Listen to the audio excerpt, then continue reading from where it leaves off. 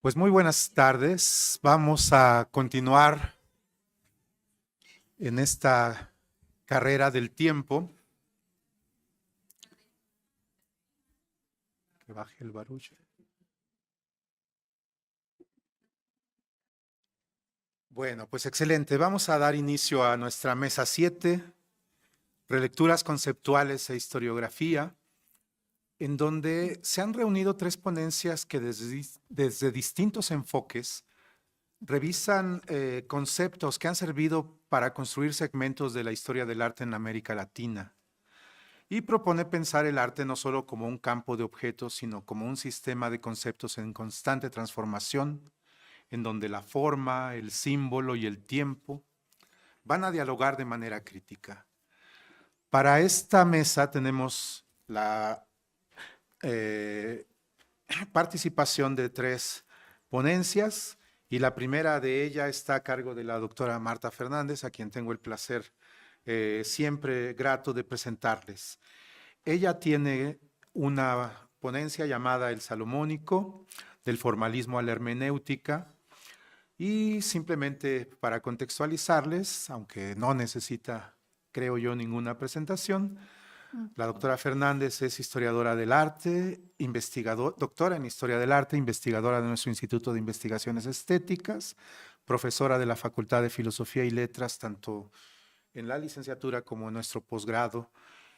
Y adelante, querida maestra. Muchas gracias. Bueno, quiero comenzar agradeciendo al comité organizador el haber seleccionado esta ponencia, haberla considerado pertinente para este coloquio.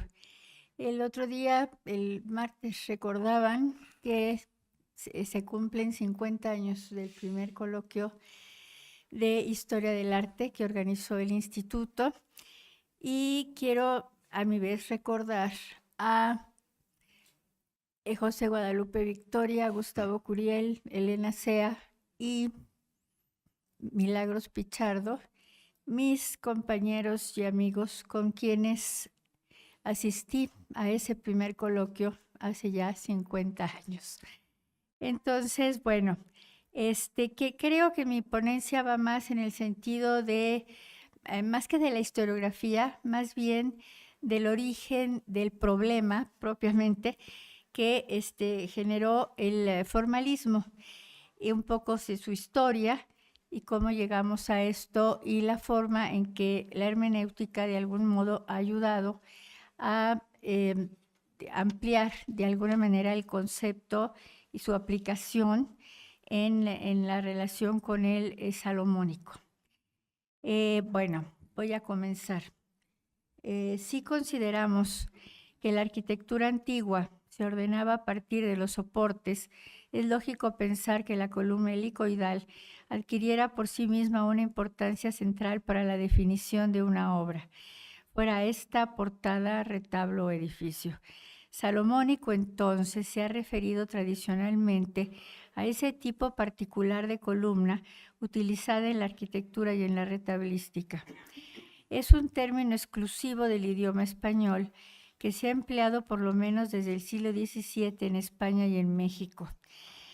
En 1637 aparece este término en el contrato que firmó el escultor José de Arce para realizar la obra de escultura del retablo mayor de la Cartuja de Jerez de la Frontera, mientras que en la Nueva España, ya en 1649, el obispo Juan de Palafox informaba acerca del retablo de los Reyes de la Catedral de Puebla que sus columnas y pilastras son de jaspe finísimo, unas estriadas y otras tortuosas que llaman salomónicas.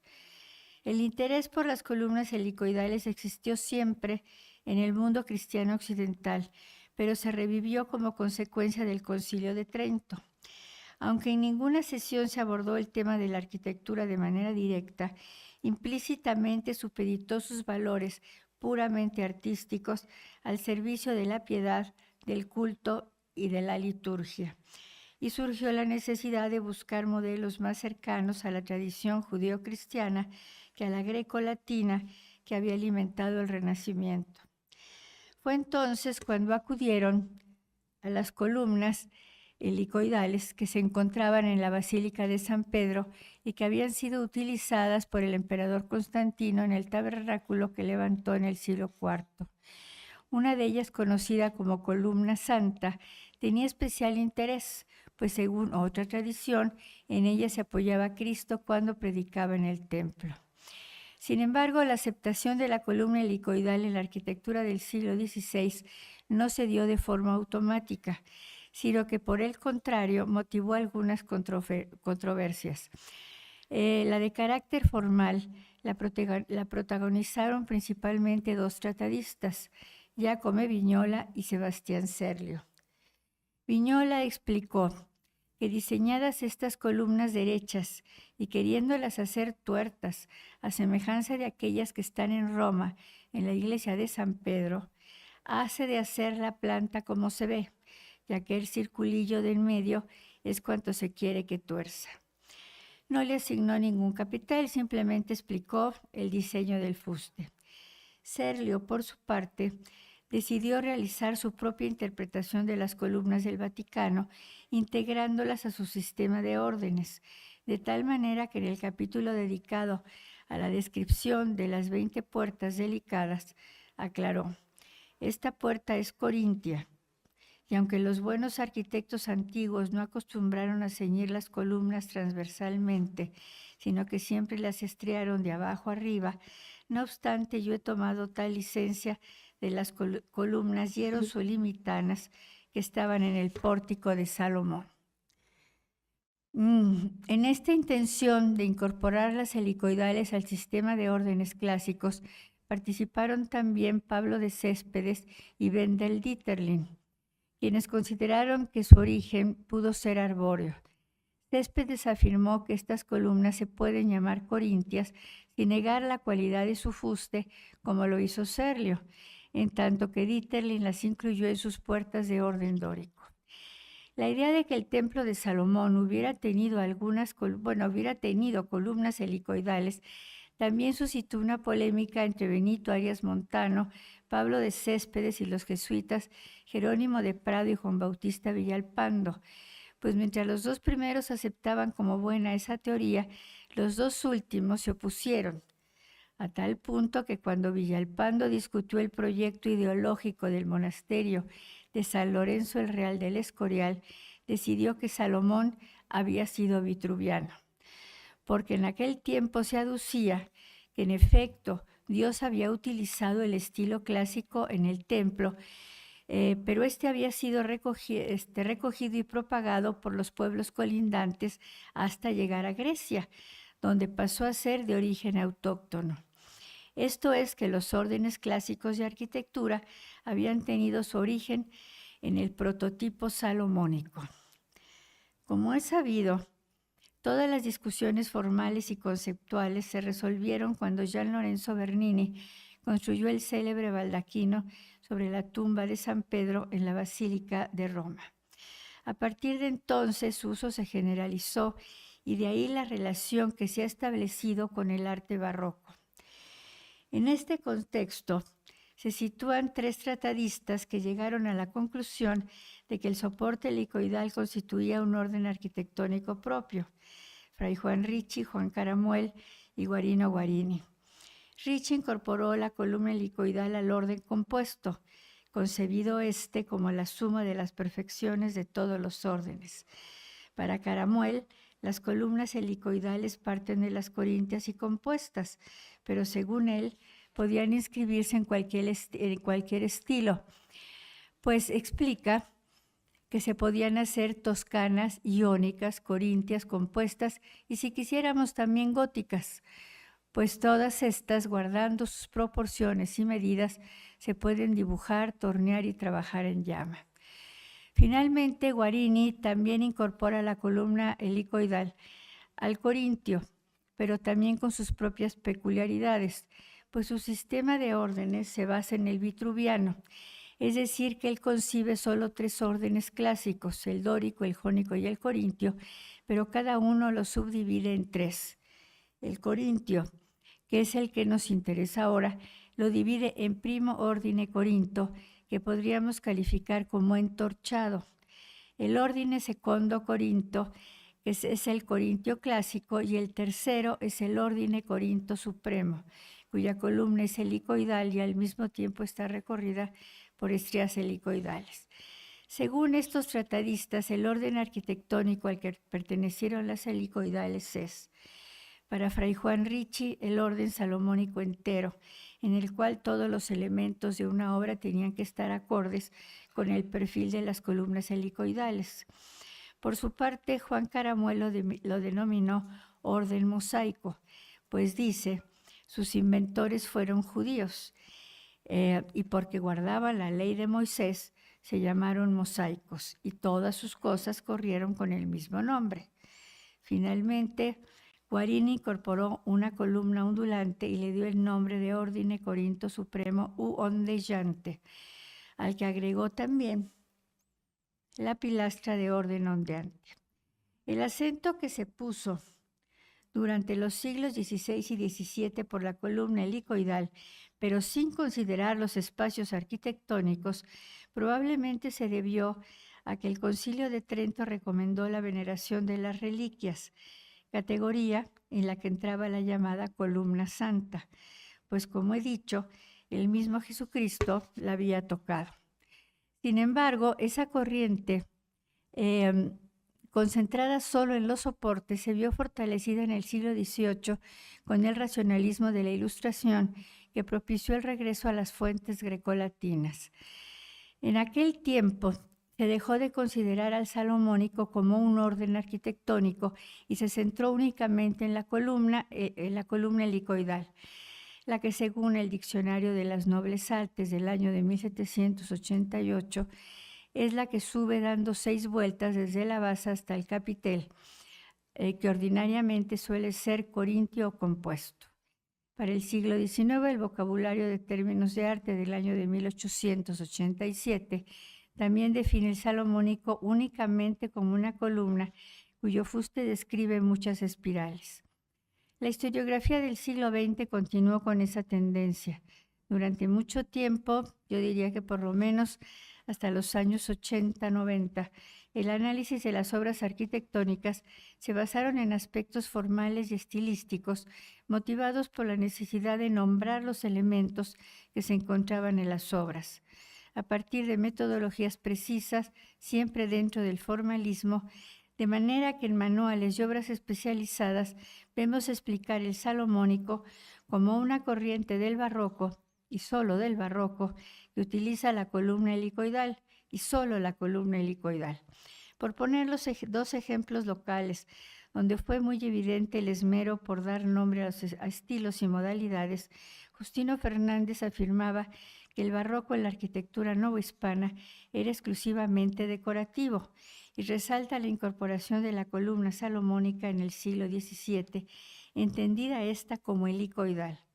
Por su parte, Manuel González Galván afirmaba que sin duda la columna salomónica es la más significativa dentro del barroco universal y quizá la más abundante también. El fuste se mueve en sí mismo en forma helicoidal o torsa, por lo que así también se le llega a llamar. En concreto, lo que vemos es que dentro de esta corriente formalista, toda la atención en torno al salomónico se centró en los soportes helicoidales. Vayamos a la otra cara de la historia. Toda arquitectura sagrada se caracteriza por ser la reproducción en la tierra del arquetipo celeste. En el cristianismo, todo templo, entendido como edificio sagrado, es igualmente la casa de Dios y la puerta del cielo. La casa de Dios es el conjunto de templos revelados y descritos en los textos escriturarios, pero no solo el construido por Salomón y reedificado por Herodes, también el revelado por Moisés y levantado a manera de tienda de telas y pieles al pie del monte Sinaí. E igualmente los otros templos de Salomón, reconstrucciones hipotéticas paradigmáticas concebidas a través de otras tradiciones y leyendas, como las de las iglesias construidas por el emperador Constantino, las que se tejieron alrededor de la mezquita o cúpula de la roca, e incluso las que se bordaron en torno a la antigua iglesia, en la actualidad también mezquita, de Santa Sofía en Constantinopla. Desde este punto de vista, por supuesto, las columnas helicoidales son de enorme importancia, pues como he dicho, muchos supusieron que así fueron las célebres Jaquín y Boaz del pórtico del templo construido por Salomón. Pero es claro que estas columnas, que en su origen pertenecieron al Imperio Romano de Oriente, se emplearon en Occidente a partir del siglo IV en el mencionado tabernáculo que Constantino levantó en la Basílica de San Pedro en Roma. Pasaron por toda la época medieval con diversas soluciones formales y fueron reivindicadas en el siglo XVI en Europa, cuando también fueron incorporadas a la arquitectura novohispana a través de su versión entorchada en conventos construidos por los frailes franciscanos. Otros soportes, no necesariamente helicoidales, también debieran considerarse salomónicos, como los de Sebastián Serlio, cuando decidió ceñir los fustes transversalmente, porque su explicación indica que las columnas tritóstilas o terciadas también podían considerarse salomónicas en su versión clasicista, en la versión que él mismo diseñó, y estas fueron realizadas en el manierismo, tanto como en el barroco en Europa y por supuesto en la Nueva España.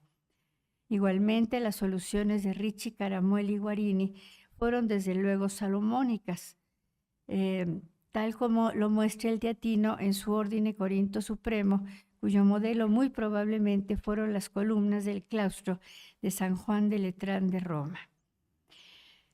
Así, de su Ordine ondeggiante surgieron las estrías ondeantes a somiglianza di onde en sentido horizontal o d'alto al basso en sentido vertical, de los fustes barrocos, principalmente de la Nueva España. Podríamos seguir ampliando el asunto de los diversos soportes que podríamos calificar como salomónicos sin ser helicoidales. Sin embargo, lo más importante es comprender que las reconstrucciones hipotéticas del templo de Salomón no se limitaron a las columnas del pórtico, sino que lo que se pretendió reconstruir fue el templo en su conjunto, o quizá mejor, el concepto de templo hierosolimitano, tal como lo muestran las obras arquitectónicas del cristianismo a lo largo de la historia. Por ejemplo, de la tienda de Moisés en el desierto se tomaron las varillas o pliegues de las telas para formar las bóvedas de nervaduras que cubrieron las catedrales góticas y muchas iglesias mexicanas del siglo XVI al siglo XVIII. La planta de una sola nave rectangular dividida en 3 secciones, según el grado de santidad, Ulam, Ekal y Debir, que de acuerdo con los textos bíblicos tuvo el templo de Salomón, se aplicó a las iglesias románicas igual que a las iglesias conventuales del siglo XVI y también a las de los conventos de monjas de la Nueva España. De acuerdo con el primer libro de los Reyes, Salomón hizo a la entrada del templo postes de madera de olivro cuadrangulares y 2 puertas de madera de abeto, una a un lado y otra al otro. Ambas puertas eran de 2 hojas que se abrían sin desunirse, las cuales podemos ver en las portadas pareadas de las catedrales góticas y también en las portadas gemelas de los citados conventos de monjas novohispanos. Cuando el año 1099 los soldados templarios dieron la noticia de que habían encontrado el templo de Salomón, resultó que este era de planta octagonal, porque lo que encontraron en Jerusalén fue una mezquita, quizá construida en su origen como templo cristiano por los bizantinos, conocida hoy como mezquita o cúpula de la roca. Y sin importar lo que dijeran los textos bíblicos y sin considerar la historia del propio templo de Salomón, arrasado por Nabucodonosor, y del reconstruido por Herodes, destruido por el emperador Tito, esa versión se dio por buena. Y en Europa se construyeron muchos edificios de planta octagonal con la cúpula centrada desde el siglo XI hasta llegar a las versiones barrocas de enorme importancia. En la Nueva España, Esta leyenda llegó desde el siglo XVI y a partir del siglo XVII se levantaron iglesias, capillas, cúpulas, torres y contrafuertes de planta octagonal. Los soportes con esa forma se utilizaron desde el siglo XVI. Lo que sí dice la Biblia es que el Debir, o Santo de los Santos, en el templo construido por Salomón, medía 20 codos de largo, 20 de ancho y 20 de alto. Era un cubo, igual que la Jerusalén celestial descrita en el Apocalipsis. Y de ahí la importancia de la planta cuadrada y su derivación en la cruz griega, lo que explica el proyecto de Donato Bramante I y de Miguel Ángel después para construir la Basílica de San Pedro en Roma. Pero también se empleó esa solución en obras importantes de la Nueva España, como el Sagrario Metropolitano de la Catedral de México. Santa Sofía fue asociada con el Templo de Salomón desde el siglo XI, no solo porque había sido construida por aquel emperador romano, sino también porque al ser reconstruida por Justiniano en el siglo VI, se le atribuyó la sentencia: Salomón, te he superado, cuando entró a ella por primera ocasión. Su planta es un rectángulo con las cabeceras redondeadas y su cúpula está centrada. Este tipo de planta era considerada por Baldassare Peruzzi como impura dentro de las plantas elípticas u ovales que fueron adoptadas a partir del siglo XVI por tratadistas como Sebastián Serlio. De ahí que las plantas ovales, tanto auténticas como impuras, siguiendo a Peruzzi, proliferaron en Europa a partir del siglo XVII, mientras que en la Nueva España fueron incorporadas hasta el siglo XVIII. Las 4 torres también formaron parte del repertorio de las reconstrucciones hipotéticas del Templo de Salomón derivadas de Santa Sofía. Como acabo de decir, fue Constantino quien las construyó y Justiniano quien las reconstruyó, pero fueron los otomanos quienes le agregaron los 4 minaretes que la flanquean. Y sin embargo, el ideal de toda iglesia cristiana a partir del siglo XVI fue que estuviera flanqueada por 4 torres como imagen del templo hierosolimitano, tal como se puede ver en el proyecto de Juan de Herrera para construir la Catedral de Valladolid en España, así como en las propuestas originales para levantar las catedrales de México y Puebla. Su concreción la vemos finalmente en la Catedral de Nuestra Señora del Pilar de Zaragoza, en España, aunque sus torres se concluyeran en 1961, lo que la hace todavía más interesante. Y en el santuario de Nuestra Señora de Guadalupe, en el Tepeyac. En ese mismo lugar, la Capilla del Pocito, por su plan arquitectónico, no dio lugar a levantar torres, pero sí espadañas que la limitan y que tienen el mismo significado simbólico. Otros 2 planteamientos de templos proyectados por Constantino también adquirieron gran importancia como imágenes del Salomónico: la planta circular de la Capilla del Anástasis de la Iglesia del Santo Sepulcro y la Basilical de San Pedro de Roma. La influencia de la primera se manifestó en los mausoleos, en plantas arquitectónicas de Sebastián Serlio, de Andrea Palladio, de Guarino Guarini, y en iglesias españolas y novohispanas. Por su parte, la planta basilical de 3 naves en adelante fue quizá una de las que mayormente se difundió a lo largo de la historia. Así que del mismo modo se proyectaron básicamente las catedrales europeas góticas y manieristas con la cruz latina externa o inscrita. Y por supuesto también las basilicales fueron las catedrales novohispanas a partir del siglo XVI, todas diseñadas con la idea de estar reconstruyendo el Templo de Salomón. En conclusión, reales o imaginarias, históricas o legendarias, las reconstrucciones hipotéticas del Templo de Salomón nos permiten inferir que Salomónico no es solo un soporte, no pertenece a ningún movimiento artístico en particular, Se trata de un concepto que nos lleva a las fuentes que han dotado de significado a la arquitectura cristiana. Y para comprenderlas, habremos de conocer y entender las tradiciones y las ideas que las alimentaron. Esto es la forma en que tradujeron el mensaje de Dios y lo convirtieron en templo, independientemente del lenguaje artístico que utilizaran de acuerdo con su tiempo histórico. De ahí que desde el último tercio más o menos del siglo XX se produjera un cambio en la visión acerca de lo salomónico en la historiografía que se ha mantenido hasta nuestros días, en estudios más enfocados a la idea del templo y su manifestación arquitectónica, como lo reflejan estudios de carácter general como los de Juan Antonio Ramírez, así como otros dedicados a edificios particulares, como los de René Taylor sobre el monasterio de San Lorenzo el Real del Escorial, el de Pedro Martínez de Lara cerca de la Hispana Catedral de Córdoba, o el de Juan Luis Rebé Prieto en relación con la iglesia de San Luis de los Franceses de Sevilla, analizados como reconstrucciones del Templo de Salomón, así como estudios de Manuel González Galván, Santiago Sebastián y Elena Estrada de Gerlero, principalmente para el caso de México, y que muestran que en la historia de la cultura y en la historia del arte,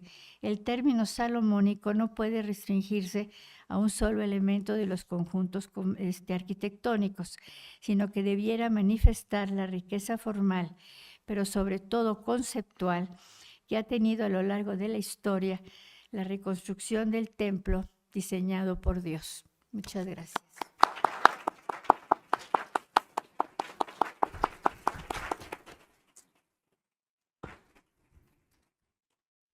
En este tránsito entre lo simbólico y lo formal, ¿alguien tiene alguna pregunta?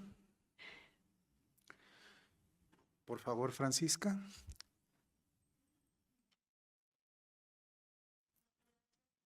No se escucha.